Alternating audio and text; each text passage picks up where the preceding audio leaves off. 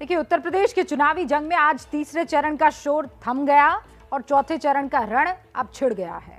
इस चरण में ज्यादातर अवध के इलाके हैं जहां पर अयोध्या भी है, जो देश की सियासत की दिशा तय करती रही है।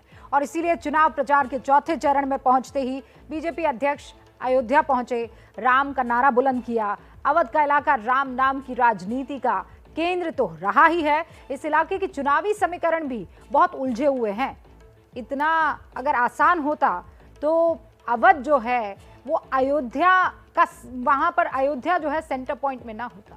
चुनाव के अवध में पहुंचते ही केंद्र सरकार के कई मंत्रियों की अग्नि परीक्षा शुरू हो गई है और इसीलिए बीजेपी यहां और भी जोर लगा रही है। दूसरी पार्टियां पीछे नहीं है। अवध की चुनावी चाल समझने के लिए हमने आपके लिए ये विशेष रिपोर्ट तैयार की है, नजर डालिए। डबल इंजन की सरकार है, डबल डोज राशन का भी प्राप्त हुआ होगा हर गरीब को, डबल डोज राशन का। पहले की सरकार में ये राशन का पैसा कहां चला जाता था? समाजवादी पार्टी के मित्र वाले मित्र के घर में। डबल इंजन सरकार में कोई चीज डबल हुई है तो वो भ्रष्टाचार और महंगाई डबल हुई है। आप बताइए, जब बिजली का बिल आता है तो करंट लगता है कि नहीं लगता है? बीजेपी ने हिंदुत्व के नाम पर वोट तो लिया, मगर दिया बाबा का राज, ठाकुरवाद किया। और ये समाजवादी पार्टी के लोग बोलते इनको वोट चाहिए मगर राज अपने परिवार का चाहिए। और मैं विश्वास के साथ कह सकता हूं कि करहल में होने वाला चुनाव इस बार समाजवादी पार्टी की जमानत को जब्त करने वाला होगा और भारतीय जनता पार्टी को जिताने वाला होगा।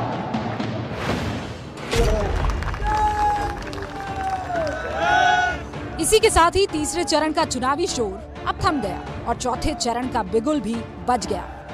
जय श्री राम, जय जय श्री राम, जय जय श्री राम।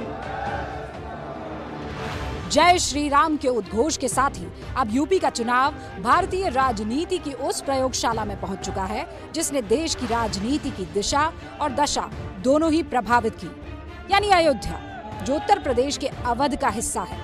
तीसरे चरण का प्रचार खत्म होते ही अब अवध की असली जंग शुरू हो गई है और बीजेपी ने इसकी शुरुआत अपने लकी चार्म के साथ की।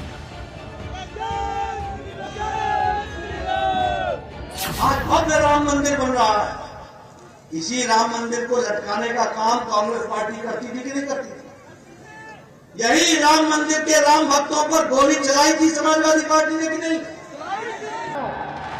वैसे तो चुनाव कहीं भी हो, राम मंदिर भारतीय राजनीति का एवरग्रीन मुद्दा है, लेकिन जब चुनाव अवध का हो तो इस मुद्दे की गूंज और भी बुलंद हो जाती है। बीजेपी के तो सक्सेस स्टोरी की नींव ही राम मंदिर है और इसीलिए अवध में चुनाव प्रचार की शुरुआत बीजेपी ने राम नाम का नारा लगाकर की।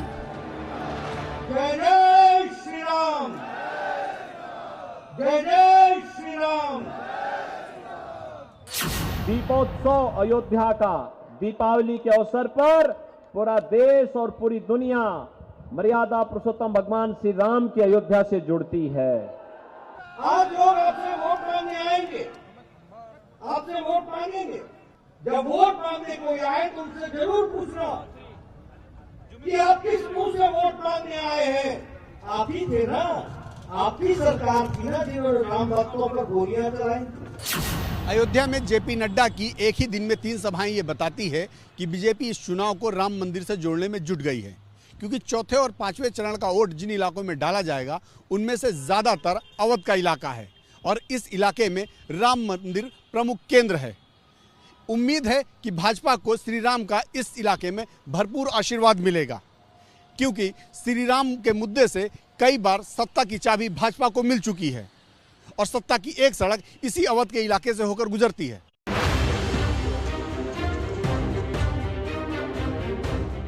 यूपी की सत्ता में अवध की अहमियत राम मंदिर के साथ साथ उसकी सीटों की गणित से भी बढ़ जाती है। रामलला खुद ही बना रहे हैं अपना, वही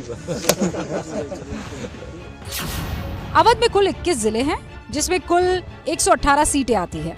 हालांकि चौथे चरण में कुल 9 जिलों में मतदान होगा, जिसमें अवध के 7 जिले आएंगे। 118 सीटों वाले इस इलाके में पिछले 2 विधानसभा के नतीजे बताते हैं कि यहाँ चुनाव में हवा के रुख का काफी असर रहता है और अवध के आशीर्वाद से सरकार बन जाती है। 2012 में बीजेपी को 10 सीटें मिली, जबकि 2017 में 97।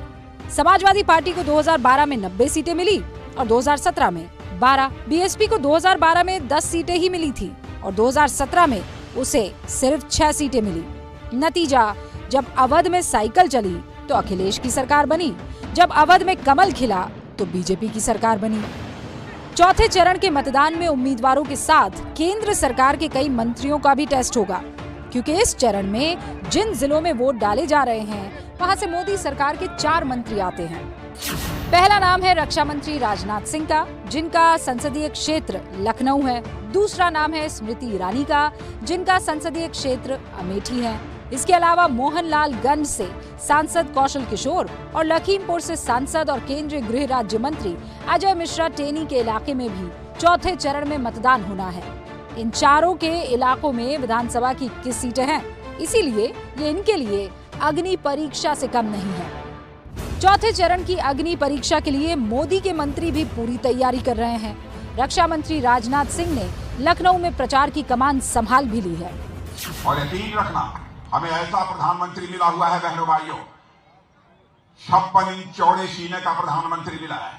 हम कहते हैं डंके की चोट पर हमारी सरकार बनेगी, तो समाजवादी पार्टी कहती है दंगे की चोट पर हमारी सरकार बनेगी। यूपी चुनाव की रेस ही लखनऊ पहुंचने की है और चुनाव जंग भी अब लखनऊ पहुंच चुकी है। इसीलिए हमने लखनऊ का चुनावी मिजाज परखने की कोशिश की।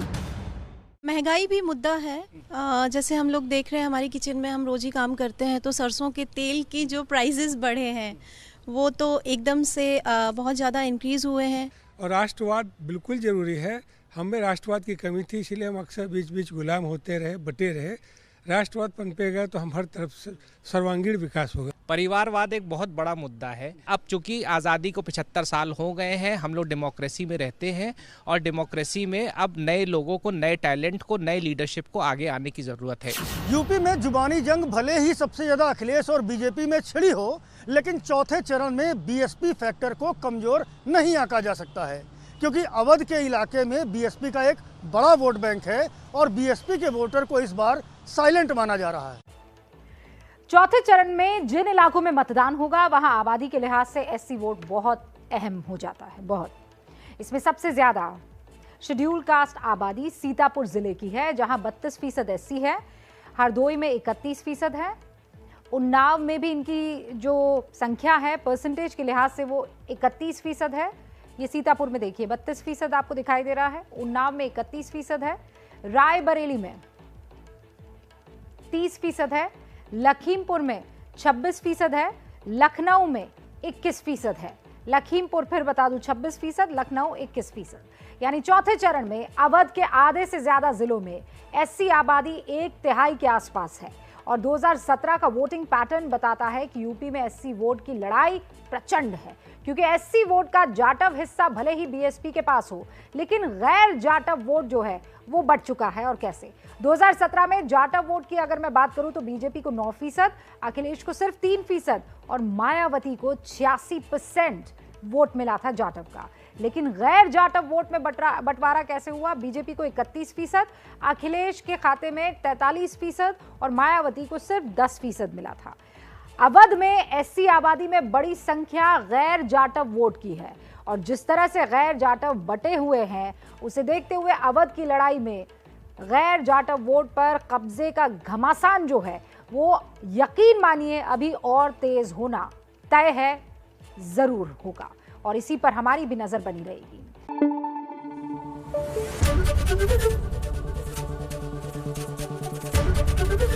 एबीपी न्यूज आपको रखे आगे।